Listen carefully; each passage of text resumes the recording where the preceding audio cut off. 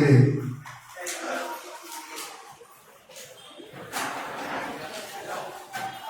ഏറ്റവും ബഹുമാനായ അധ്യക്ഷൻ ഫാദർ വർഗീസ് പേനാട്, ഈ അനുസ്മരണ സമ്മേളനം ഉദ്ഘാടനം ചെയ്ത അഭിനന്ദനായ മെത്രോപൊലീത്ത പ്രിയപ്പെട്ട CS ശർമ്മ, വേദിയിലും സദസ്സിലുള്ള വിശിഷ്ടാതിഥികളെ, പ്രിയപ്പെട്ടവരെ, ശ്രേഷ്ഠഭാവയുടെ ഓർമ്മകൾ എല്ലാവരുടെയും മനസ്സിൽ ഇറങ്ങി വരുന്ന ഒരു സമയമാണ്.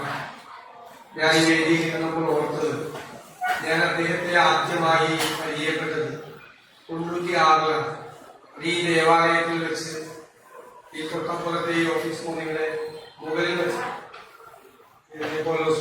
ശ്രീ രാജുവിന്റെയൊക്കെ സാന്നിധ്യത്തിലാണ് ഞാൻ ആദ്യമായി ഭാവി 28 വർഷം മുമ്പാണ് പരിചയപ്പെടുന്നത്. അന്നു മുതൽ അദ്ദേഹം നൽകിയ സ്നേഹവും വാത്സല്യവും എല്ലാം ഞാൻ ഇപ്പോഴും ഓർക്കുകയാണ്. ആ സ്നേഹവാത്സല്യങ്ങൾ ഇന്നും എല്ലാ കാലത്തും അദ്ദേഹം എന്നോട് കാണിച്ചിരുന്നു എന്ന് ഞാൻ നന്ദിപൂർവ്വം ഈ അവസരത്തിൽ പറയാൻ ആഗ്രഹിക്കുക. അദ്ദേഹം ശരിക്കും പോരാളിയായി. തന്റെ മുമ്പിലുള്ള എന്ത് പ്രതിബന്ധങ്ങൾ വന്നാലും അദ്ദേഹത്തിന്റെ ആ വിശ്വാസത്തിന്റെ അടിത്തറയിൽ നിന്നുകൊണ്ട് അതിനെ നേരിടാനുള്ള പ്രാപ്തി, ചഞ്ചലചിത്തനാകാതെ, തളർന്നു പോകാതെ, പിന്തിരിപ്പോകാതെ തന്റെ മുമ്പിലുള്ള പ്രതിസന്ധിയെ മറികടക്കാനുള്ള ആർജവം, ആ അതുല്യമായ ദൈവവിശ്വാസത്തിന്റെ അടിത്തറയിൽ നിന്നും രൂപപ്പെടുത്തിയെടുത്ത ആ ആത്മവിശ്വാസമാണ് എല്ലാവരിൽ നിന്നും ശ്രേഷ്ഠഭാവയെ വ്യത്യസ്തനാക്കുന്നത് എന്ന് ഞാൻ കരുതുന്നു. സത്യത്തിൽ ഒരു ഇത്രയും വലിയ ഒരു യാക്കോബാസഭയുടെ അധ്യക്ഷനായിരുന്ന ഒരാൾ അദ്ദേഹത്തിന്റെ ജീവിതത്തിൽ നേരിട്ട സംഘർഷമുഖരമായിരുന്നു ജീവിതം മുഴുവൻ.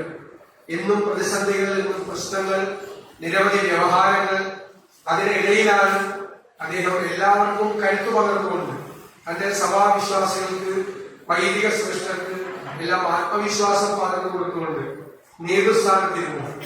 ഒരാൾ നേതാവായിരിക്കുമ്പോൾ തന്റെ കീഴിലുള്ള ആളുകൾക്ക് എല്ലാ പ്രശ്നങ്ങൾ വരുമ്പോഴും, പ്രതിബന്ധങ്ങൾ വരുമ്പോഴും എങ്ങനെയാണ് ശക്തിയായി മാറുന്നത്, അവർക്ക് ഏറ്റവും വലിയ തുണയായി മാറുന്നത് എന്നതിന്റെ നേതൃപാഠത്തിന്റെ ഏറ്റവും വലിയ മാതൃകയായി ബാബയെ കാണാൻ ശ്രമിക്കുന്ന ഒരാളാണ്.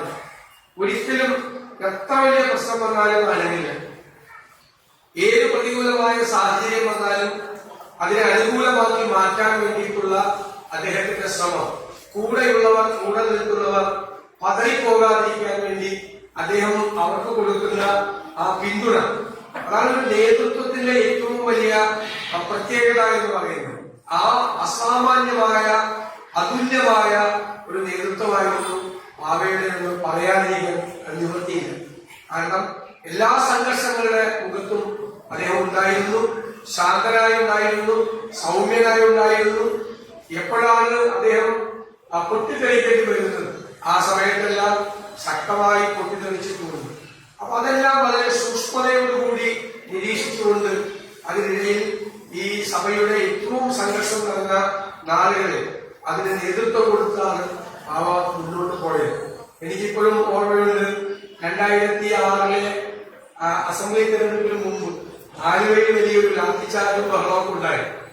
അപ്പൊ ആ തെരഞ്ഞെടുപ്പിൽ സഭ ഭയങ്കര ശക്തമായ നിലപാട് അന്ന് നിലവിലുണ്ടായിരുന്ന സർക്കാരിനെതിരെയെല്ലാം സ്വീകരിച്ചിരിക്കുന്ന ഒരു സഭയായിരുന്നു. അപ്പോ പൊതുവായി ഞങ്ങൾക്കെല്ലാം സഭ എതിരാണ് എന്നൊരു ധാരണ ഉണ്ടായിരുന്ന സമയത്താണ് ഞാൻ അദ്ദേഹത്തെ കാണാൻ പോകുന്നത്. അത് ഞാൻ ഇറങ്ങാൻ നേരത്ത് എന്റെ കൈ പിടിച്ച് പറഞ്ഞ് എല്ലാവരോടും സ്നേഹമുള്ള എല്ലാവരോടും സംസാരിക്കുന്നത് പോലെ ഞാൻ പ്രായമായി കഴിഞ്ഞിട്ട് എന്റെ മോനെ എന്നാണ് അദ്ദേഹം വിളിച്ചിരുന്നത്. എന്റെ കൈകൾ കൂട്ടിപ്പിടിച്ചുകൊണ്ട് പറഞ്ഞു, മോനൊരു പ്രശ്നവും ഉണ്ടാവില്ല, അത് ഞാൻ ഉറപ്പുവരുത്തിക്കൊള്ളാം എന്നാണ് പറഞ്ഞത്. ഞാൻ തിരിച്ച് പറവൂരിൽ എത്തിയപ്പോഴേക്കും അദ്ദേഹം പറവൂരിലെ പ്രധാനപ്പെട്ട ആളുകൾക്ക് കൊടുക്കേണ്ട സന്ദേശം മുഴുവൻ ഞാനിവിടെ എത്തുന്നതിന് മുമ്പ് കൊടുത്തിരുന്നു. വലിയൊരു സംഘർഷം, വലിയൊരു പ്രാധാന്യം ഉണ്ടായിരുന്ന ഒരു തെരഞ്ഞെടുപ്പായിരുന്നു 2006 തെരഞ്ഞെടുപ്പ്. ഞാനത് എല്ലാ കാലവും ആവയെ കാണുമ്പോൾ നന്ദിപൂർവ്വം അദ്ദേഹത്തോട് പറഞ്ഞിരുന്ന ഒരു കാര്യമാണ്. മറ്റുള്ള സ്ഥലങ്ങളിലൊന്നും ആ സഹായം ഉണ്ടായിട്ടില്ല എന്നാണ് എന്റെ വിചാരം. എനിക്കൊരു പ്രത്യേകമായ ഒരു നൽകിയിരുന്നു എന്നുകൂടി ഞാൻ ഈ അവസരത്തിൽ പറയാതെ പോയാൽ തീർച്ചയായും അത് വലിയ നന്ദികേടാവും എന്ന് ഞാൻ വിശ്വസിക്കുന്നു.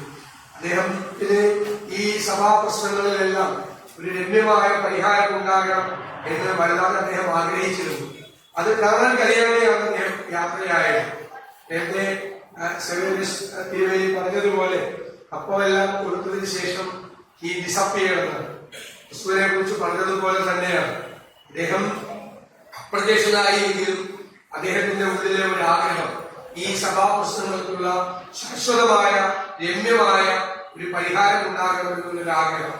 ഞാൻ തീർച്ചയായും അദ്ദേഹത്തിന്റെ ഇത് സന്ദർശിച്ച സമയത്തും ഞാൻ അവിടെ വെച്ച് പറഞ്ഞിരുന്നു, ഏത് നീക്കം ഇവിടെ നിന്ന് ആ കാര്യത്തിന് വേണ്ടി ഉണ്ടായാലും അത് പരിഹരിക്കാനുള്ള ആ ശ്രമങ്ങൾക്കുള്ള പൂർണ്ണമായ പിന്തുണ ഞങ്ങളുടെ എല്ലാവരുടെയും ഭാഗത്തു നിന്നുണ്ടാകും.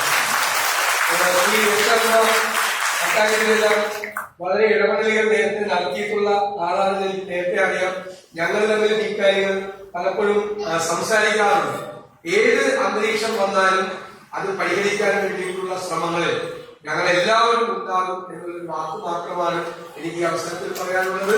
ജീവനായ ഭാവനയുടെ ഓർമ്മകൾക്ക് മുന്നിൽ ഞാൻ ആദരവുകൾ അർപ്പിക്കുന്നു. തീർച്ചയായും അദ്ദേഹം ഇനി വരാനിരിക്കുന്ന തലമുറകൾക്ക് കൂടി ഒരു മാതൃകയായി, ഒരു വഴികാട്ടിയായി, ഒരു വലിയ പ്രകാശഗോപുരമായി നമ്മുടെ എല്ലാ വഴികളിൽ ഉണ്ടാകും എന്നെനിക്ക് പൂർണ്ണമായ വിശ്വാസമുണ്ട്. എന്റെ വാക്കുകൾ ചൊല്ലും.